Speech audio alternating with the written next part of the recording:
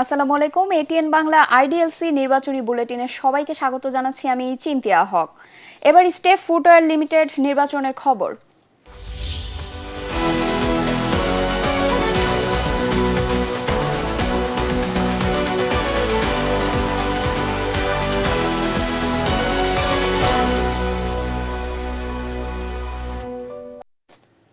নির্বাচন কমিশন সচিবালয়ে সাংবাদিকদের ব্রিফ করছেন বিএনপির নির্বাচন পরিচালনা পর্ষদের প্রধান নজরুল ইসলাম খান। আমরা সরাসরি চলে যাচ্ছি সেখানে।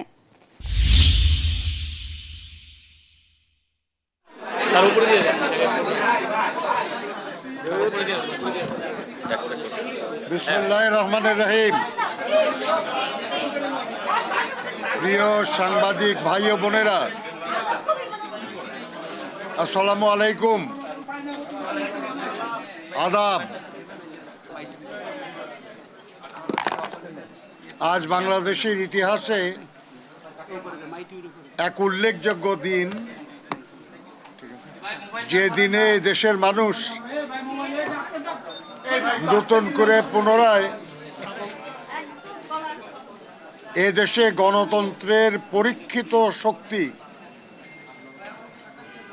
বিএনপিকে রাষ্ট্র পরিচালনার দায়িত্ব অর্পণ করার বিষয়টি মোটামুটি নিশ্চিত হতে পেরেছে।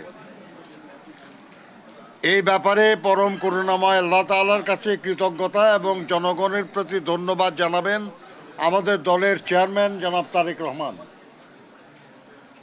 আমি ওইদিকে না যেয়ে আপনারা যারা সংবাদকর্মী ভাই ও বোনেরা আছেন তাদেরকে ধন্যবাদ জানাতে চাই যে আপনাদের মাধ্যমে আমাদের কথা, আমাদের কাজ, আমাদের ভবিষ্যৎ কর্ম পরিকল্পনা জনগণ জানতে পেরেছে এবং সেই অনুযায়ী জনগণ আমাদেরকে ভোট দিয়েছে। আপনাদের সবার প্রতি সেই জন্য ধন্যবাদ এবং কৃতজ্ঞতা জানাই। আজকে যেহেতু এটা কোনো বিএনপির পক্ষ থেকে আনুষ্ঠানিক কোনো প্রেস ব্রিফিং না, আমরা এখানে নির্বাচনী ফলাফল জানার জন্য এসেছিলাম। যাওয়ার পথে আপনারা আপনাদের সামনে কথা বলার জন্য আপনারাই আমন্ত্রণ করেছেন। সেজন্য আমি আপনাদেরকে জিজ্ঞাসা করব, যদি কিছু প্রশ্ন থাকে করতে পারেন, কারণ খুব দ্রুত শেষ করতে হবে। আজকে জুমার নামাজের দিন, আমাদের ফিরে যেয়ে নামাজ পড়তে হবে। একজন করে আল্লাহর ওয়াস্তে। জুলাই অভ্যুত্থানের শক্তি, পক্ষের শক্তি এবং ফ্যাসিস্ট বিরোধী যে সমস্ত শক্তি ছিল তাদেরকে নিয়ে জাতীয় সরকারের একটি কথা ছিল, তো সেই জাতীয় সরকার নিয়ে আপনাদের পরিকল্পনাটা এখন কি কি? আপনি যা বললেন এরকম কোনো কথা ছিল আমার তো জানা নেই। আপনি যে ল্যাঙ্গুয়েজে বললেন ওই ল্যাঙ্গুয়েজে আমরা কেউ কখনো বলি নাই। কাছেই আপনার প্রশ্নের জবাব দেবো কেমনে? আপনি তো ফলাফল জানতে এসেছেন, কি ফলাফল জানলেন এটা যদি একটু আমাদের উদ্দেশ্যে বলেন আপনার মুখে।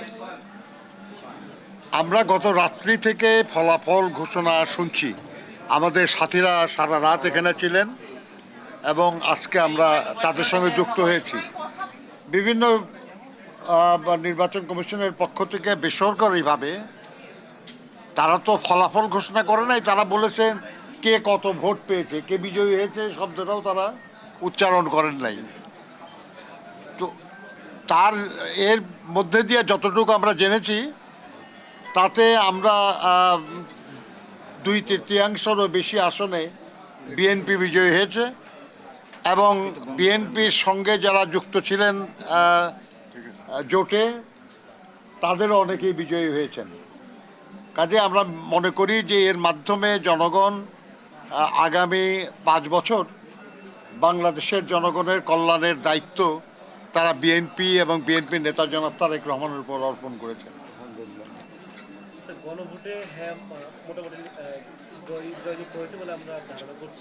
তাই তো হওয়ার কথা, কারণ আমরাও তো গণভোটে ভোট দেওয়ার জন্য জনগণকে আহ্বান জানিয়েছিলাম। নির্বাচনের সার্বিক পরিবেশ যা ছিল শতভাগ সন্তুষ্ট কিনা আপনার দল, বা আপনি তো সমন্বয়কের ভূমিকা পালন করেছেন, সেই হিসাবে এই নির্বাচন অন্যান্য নির্বাচনের সাথে যদি কম্পেয়ার করেন সেক্ষেত্রে মানে এটাকে কিভাবে মূল্যায়ন করবেন? কোন ব্যাপারে কে শতভাগ সন্তুষ্ট হয় ভাই? শতভাগ সন্তুষ্টি তো খুব কঠিন ব্যাপার। কতটুকু মোটামুটি কারণ আল্লাহর অসীম মেহেরবানি যে এর আগের অনেক নির্বাচনে আরও অনেক বেশি প্রাণহানি হয়েছে, অনেক বেশি ক্ষতিগ্রস্ত হয়েছে মানুষ, অনেক বেশি রাষ্ট্রীয় সম্পদ হানি হয়েছে। এবার আল্লাহর অসীম মেহেরবানিতে তেমন কিছু হয় নাই। এটা খুব গুরুত্বপূর্ণ বিষয়। তবে দীর্ঘদিন ভোট না দিতে ভোট না দেওয়ার যে একটা সংস্কৃতি আমাদের জনগণের মধ্যে গড়ে উঠেছিল, সেটা পুরাটা আমরা ফিরিয়ে আনতে পারি নাই। আমরা আশা করি যে আগামী দিনগুলিতে আমরা পারবো জনগণকে ভোটের প্রতি আরও আগ্রহী করতে পারবো, যাতে সব মানুষই ভোট কেন্দ্রে আসে এবং তাদের অধিকার প্রয়োগ করে রাষ্ট্র পরিচালনার দায়িত্ব দেওয়ার ব্যাপারে। স্যার, চট্টগ্রাম 2 ও 4 আসনের ফলাফল আপিল বিভাগের আদেশের কারণে ঘোষণা করা হয়নি। ওখানে আমরা যতটুকু জানি বিএনপি প্রার্থী এগিয়ে আছে। এখন এই বিষয়টা সুরাহা কিভাবে হবে? আদালত এই ব্যাপারে সিদ্ধান্ত যখন দিবে, নির্বাচন কমিশন তখন এই ফলাফল আনুষ্ঠানিকভাবে ঘোষণা করবেন এবং গেজেট প্রকাশ করবেন। আর এই 2-3 ছাড়াও বিএনপি সরকার গঠনের কোনো অসুবিধা নাই।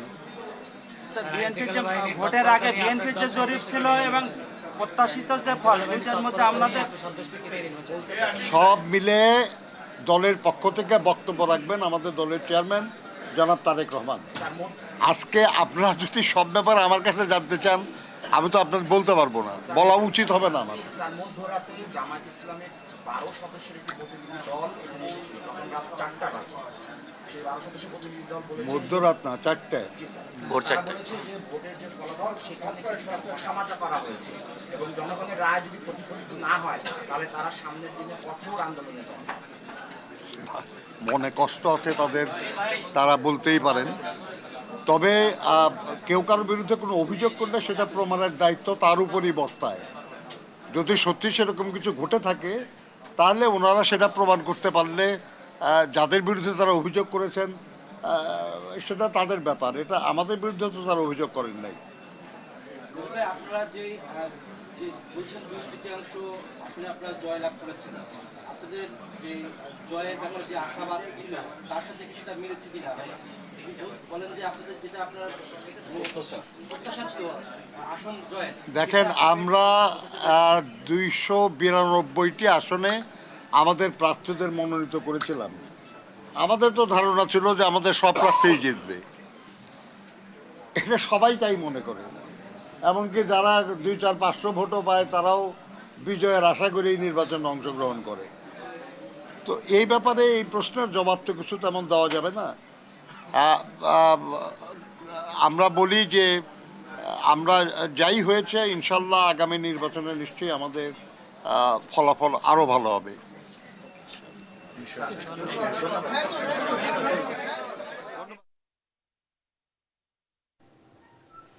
ত্রয়োদশ জাতীয় সংসদ নির্বাচন ও গণভোটের গণনা চলছে। সবশেষ তথ্য অনুযায়ী বিএনপি জোটের 213 আসনের বিপরীতে জামায়াত নেতৃত্বাধীন 11 দলীয় জোট জিতেছে 77টি আসনে। এছাড়া স্বতন্ত্র সহ অন্যান্য দলগুলো আসন পেয়েছে 60টি। এদিকে গণভোটে হ্যাঁ এর পক্ষে ভোট পড়েছে 20 লাখের বেশি, না এর পক্ষে ভোট পড়েছে 8 লাখের বেশি। গণভোটে হ্যাঁ ব্যাপক ব্যবধানে এগিয়ে থাকলেও বান্দরবান, রাঙ্গামাটি, খাগড়াছড়ি ও চট্টগ্রাম 13 আসনে না ভোট জয়যুক্ত হয়েছে। এর আগে বৃহস্পতিবার সকাল 7:30টায় শুরু হওয়া ভোট গ্রহণ বিকেল 4:30টায় শেষ হয়। সারা দেশে ভোটাররা উৎসব মুখর পরিবেশে তাদের ভোটাধিকার প্রয়োগ করেন। দেশে 299টি সংসদীয় আসনে ভোট পড়ে 60% বেশি। এদিকে পোস্টাল ব্যালটে মোট ভোট পড়েছে 80.11%। এর মধ্যে বৈধ ভোটের হার 70.25%।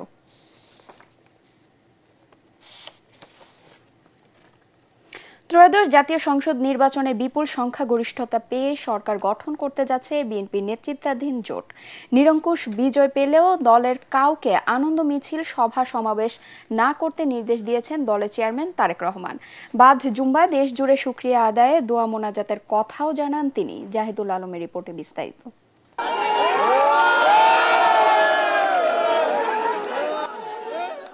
দীর্ঘ 20 বছর পর চতুর্থবারের মতো সরকার গঠনের পথে জিয়াউর রহমানের প্রতিষ্ঠিত গণতন্ত্রকামী দল বিএনপি। প্রাথমিক ফল ঘোষণায় বিএনপির আসন 150 অতিক্রম করার পরেই গুলশান কার্যালয় সহ দেশের বিভিন্ন স্থানে বিজয় উৎসবে মেতে ওঠেন দলটির কর্মী সমর্থকরা। প্রথমবারের মতো জাতীয় সংসদ নির্বাচনে অংশ নিয়ে ঢাকা 17 ও বগুড়া 6 আসনে জয়লাভ করেন বিএনপি চেয়ারম্যান তারেক রহমান। নির্বাচনে নিরঙ্কুশ জয় পেলেও কোনো ধরনের আনন্দ মিছিল না করে শুকরিয়া আদায়ে দেশজুড়ে জুম্মার নামাজ আদায়ের পর দোয়া মোনাজাতের নির্দেশ দেন তিনি। আজকের এ বিজয় 17 বছর আন্দোলন সংগ্রামের বিজয়, জনগণের ভোটাধিকারের বিজয়। রাজনীতিবিদদের হাতে রাজনীতিবিদদের সেফটি থাকবে, রাজনীতিবিদদের সাথে রাজনীতিবিদদের যখন সৌহার্দ্যপূর্ণ সম্পর্ক থাকবে সেটার প্রভাব তৃণমূল পর্যন্ত পড়বে।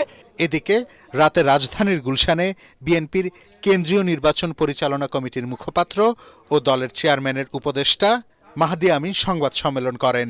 তিনি বলেন, রাজনৈতিক প্রতিপক্ষ বিভিন্ন ধরনের কারচুপি, জালিয়াতি, কেন্দ্র দখল সহ নানা অপরাধে সম্পৃক্ত ছিল। তারপরেও জনগণের আন্তরিক ভালোবাসা ও সমর্থনে ধানের শীষের প্রার্থীরা বিপুল সংখ্যক আসনে বড় ব্যবধানে জয়লাভ করেছে। বিএনপির বিজয় অনিবার্য ও নিরঙ্কুশ, সেটিকেই স্তিমিত করার কোনো অপপ্রয়াসই সফল হবে না বলেই আমরা দৃঢ়ভাবে বিশ্বাস করি। অন্যদিকে বিপুল ভোটে নির্বাচিত হওয়ার পর প্রতিক্রিয়ায় কক্সবাজার 1 আসনের বিএনপির প্রার্থী সালাউদ্দিন আহমদ বলেন, তার আসনে মানুষের প্রতি তিনি যে প্রতিশ্রুতি দিয়েছেন জন আকাঙ্ক্ষা পূরণে এর চেয়ে বেশি কাজ করবেন তিনি।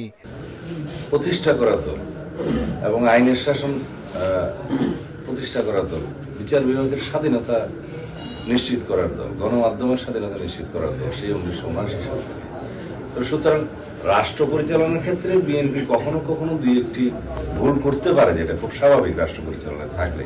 তাছাড়া এদেশের মানুষ বিচার করেছে যে বিএনপির হাতেই এ দেশ নিরাপদ। এছাড়া নির্বাচনে ঠাকুরগাঁও 1 আসনে মির্জা ফখরুল ইসলাম আলমগীর, ঢাকা 8 আসনে মির্জা আব্বাস, নাটোর 2-এ রুহুল কুদ্দুস তালুকদার দুলু, দিনাজপুর 6-এ AZM জাহিদ হোসেন, নেত্রকোনা 4-এ লুৎফুজ্জামান বাবর, নরসিংদী 2-এ আব্দুল মঈন খান, পটুয়াখালী 3-এ বিএনপি জোটের গণ অধিকার পরিষদ নেতা নুরুল হক নূর, ভোলা 1-এ বিএনপি জোটের বিজেপির আন্দালিব রহমান পার্থ, ভোলা 4-এ নুরুল ইসলাম নয়নের মতো হেভিওয়েট প্রার্থীরা জয়লাভ করেন। এবারের নির্বাচনে বিএনপি, জামায়াত ইসলামী, জাতীয় নাগরিক পার্টি সহ মোট 50টি দল প্রতিদ্বন্দ্বিতা করেছে। জাহিদুল আলম, এটিএন বাংলা, ঢাকা।